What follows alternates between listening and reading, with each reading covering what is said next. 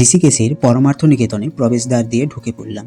তো ঢুকতেই এখানে সাজানো গুছানো পরিবেশ আর সামনের পাহাড় থেকে শুরু করে চারিদিকে সবুজ দিগন্ত দেখতে অপূর্ব লাগছে। এখানে প্রবেশ করেই দেখলাম মহাদেব সেলফি তুলছে, কিন্তু আর একটু এগিয়ে এসে দেখতে পেলাম নিত্যরত অবস্থায় ডমরু ধরে রয়েছেন দেবাদিদেব মহাদেব। 1942 সালে এই পরমার্থ নিকেতনটি নির্মাণ করা হয়েছিল। এখানে বহু যাত্রী নিবাস রয়েছে, তবে বর্তমানে যুগের সাথে তাল মিলিয়ে এখানের বিল্ডিংগুলো তৈরি হওয়ার কারণে রুমের দামগুলো তুলনামূলকভাবে বেশি।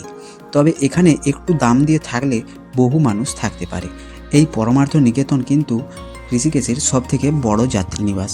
এখানে অনেক দেবদেবীর মন্দিরও করা রয়েছে, তবে এই আশ্রমে এলে ঘুরে দেখতে বেশ কিছুটা টাইম লাগবে আপনাদের।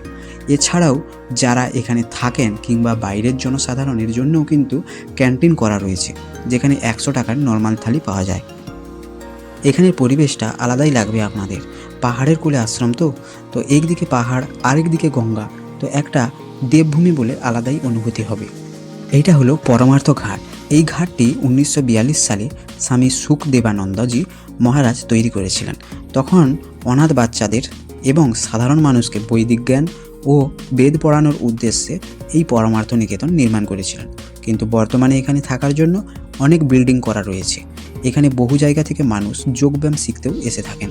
শুধু এই জায়গাতে নয়, বরং পুরো ঋষিকেশেই অনেক মানুষ এসে থাকেন যোগব্যায়াম শেখার জন্য। তো এখানের এই মনোমুগ্ধকর যোগ আসনরত অবস্থায় দেবাদিদেব মহাদেবের মূর্তিটি সাধারণ মানুষকে কিন্তু বিশেষভাবে আকর্ষণ করে। ওখানে যাওয়ার জন্য দুই পাশ দিয়ে রাস্তা করা রয়েছে। তো এখানে কিন্তু প্রতিদিন সন্ধ্যে 6টা থেকে 7টা পর্যন্ত সন্ধ্যা আরতি হয়। তো বন্ধুরা, কমেন্টে কিন্তু হর হর মহাদেব লিখতে ভুলবেন না।